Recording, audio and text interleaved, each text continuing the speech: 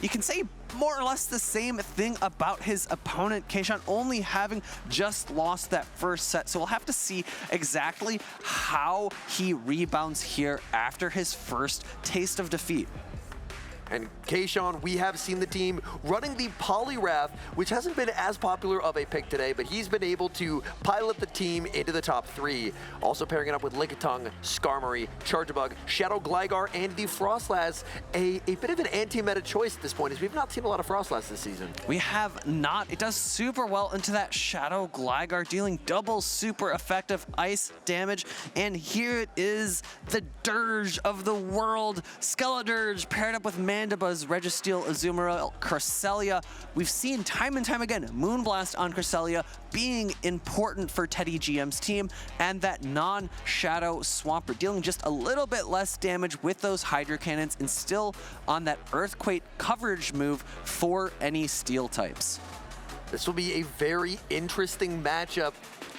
KShaughn had not lost a set up until battling Lyle, and now is on the loser side of the bracket for the first time of this entire weekend. And it looks like we do have lock-ins. KShaughn versus Teddy. Game number 1, Charjabug on the field for KShaughn, picking up a great lead into the Azumarill. Yeah, Azumarill is very bulky, but it does not want to stay. An immediate swap into Mandibuzz, which is actually countered by Poliwrath. This is such a very strange turn of events. Teddy, ABA weak to the Charjabug, switches in a second weak Pokemon. KShaughn switching in a fighter to a flying type.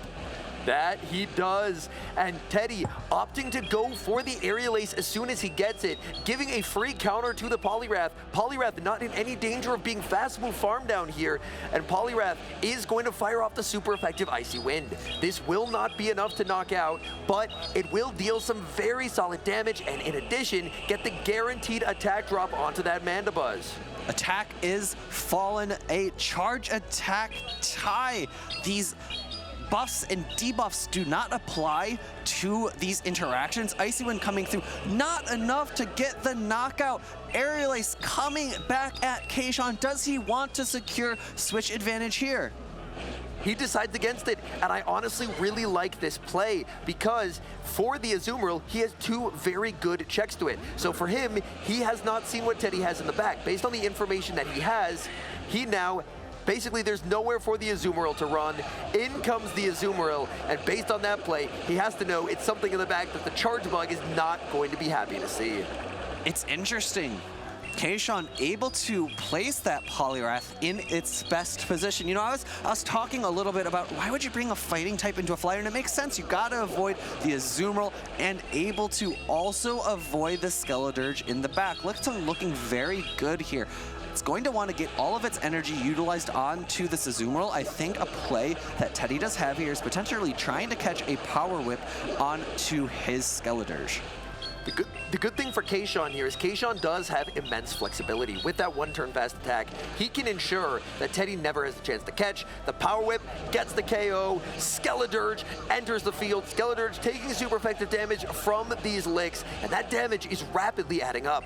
Going for the Body Slam bait. Teddy now wondering which charge attack do I want to shield. No shielding, a huge call there.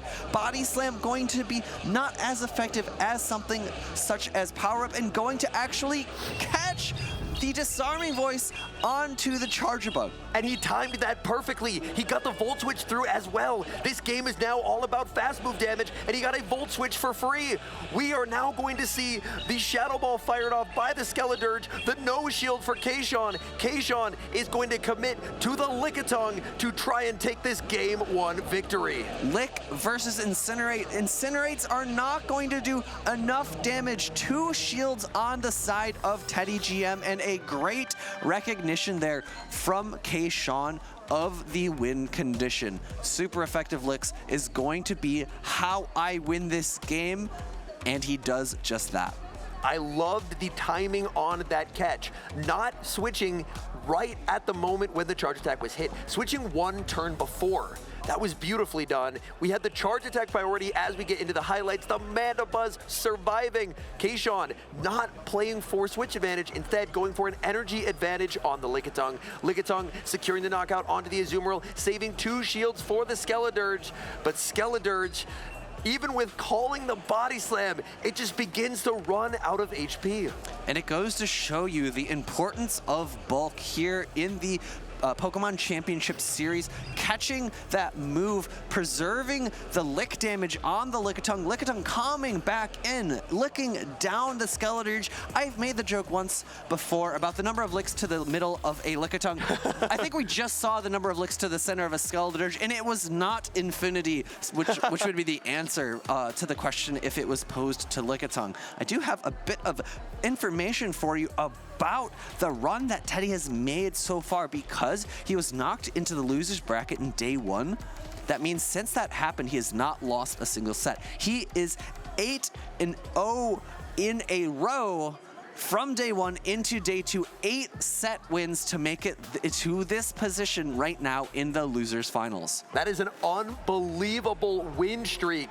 Facing a bit of adversity here as he looks to secure a spot in grand finals. We see game number 2. We have the lock-ins. It's Poliwrath on the lead for KShaughn versus the Mandibuzz for Teddy. And this is going to be a bit more neutral. We saw it was going to be KShaughnn's answer to the Mandibuzz in game number 1.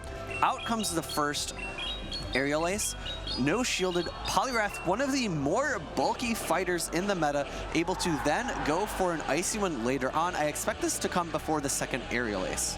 Very nice charge attack timing by KShaughn, over farming, going for the Icy Wind. Icy Wind will hit for super effective damage into this Mandibuzz. Mandibuzz also will have an attack drop until it decides to next switch out.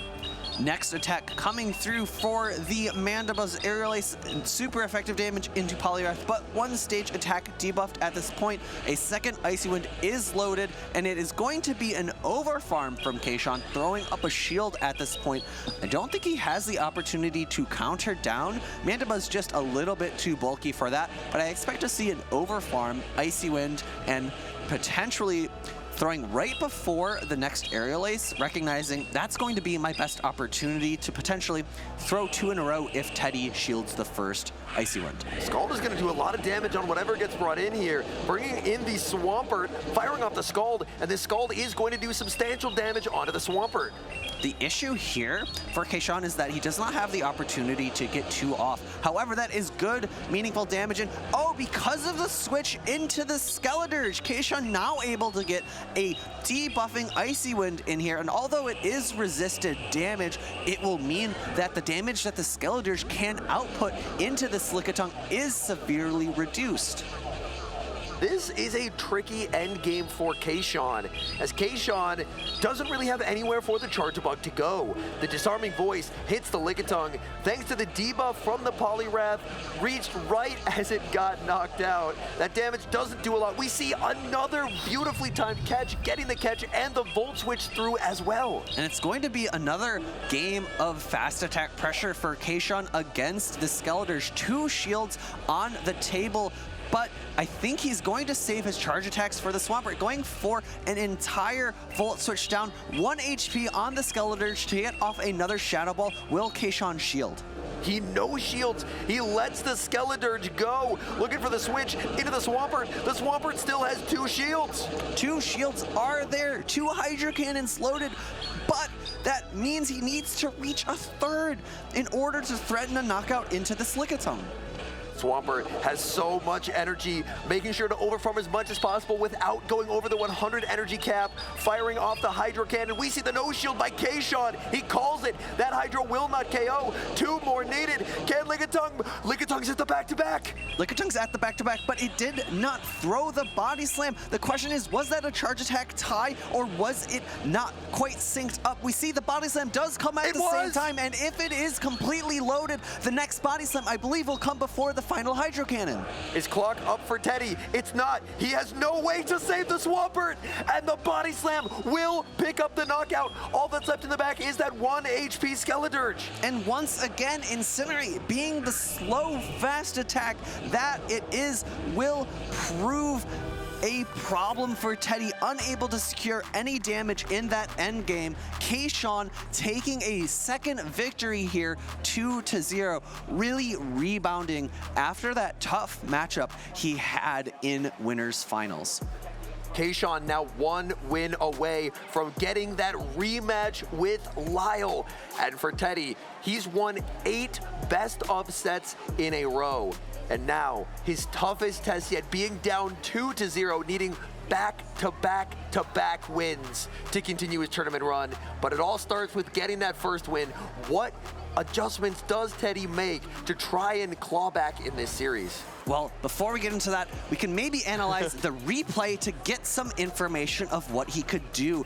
I think this was very troubling for Teddy. The Icy Wind, the switch out, I think if he had stayed in with the Swampert, he would have been able to get the Mud Shot down, then this attack drop would not have occurred on the Skeledirge. Icy Wind coming in, doing a bit of chip damage as the Incinerate knocks out, going for Disarming Voice into Lickitung after those debuffs just not applying enough damage. Maybe that Hydro Cannon in the end would have been enough to knock out. Very true. We see the lock-ins for Game 3. Charge Bug into Mandibuzz. Great lead for KShaughn. The safe switch into the Swampert, and it's answered by the Poliwrath. Yeah, Poliwrath looking very strong here because the Swampert will need to go for the expensive Earthquakes in order to deal meaningful neutral damage, and a great no-shield call on the first charge attack by KShaughn, recognizing, actually, I think my Poliwrath might be able to take an Earthquake. It's not the Shadow version, so I feel comfortable going for a no-shield on this first charge attack. This is now a debuffed Earthquake. Will Poliwrath be able to hang on? We see the shield from KShaughn. Getting the shield calls correct, he will get a very big farm down, and this energy is extremely useful into both of Teddy's Pokemon. Whatever he sends in, it's getting hit with super effective damage immediately. In comes the Icy Wind, going to lower the attack of this Mandibuzz. Mandibuzz has to deal with this more bulky fighter than we're used to. I don't think an Aerial Ace will be enough to knock out, especially with the attack drop from that Icy Wind. And there's no fast move pressure here from the Mandibuzz. This is Snarl. Snarl is known for its fast energy generation. It does almost no damage. Look at that health. The Poliwrath, it's so low, but there's no good way to remove it from the field. Only resisted moves left. I think what Teddy could do here, now that KShaughn has utilized all the energies, an immediate swap into the Skeledirge. Incinerate going to provide some good damage here. Up a shield now into the Lickitung. No longer is this Skeledirge is attack dropped. It will be doing the standard amount of damage with these Disarming Voices. A no shield by KShaughn. The Disarming Voice connects. Lickitung, below half HP, will look to throw 4 licks, and he's baiting with the Body Slam. 2 shields remaining for Teddy. Teddy's already called 1 Body Slam, but he does not call this one.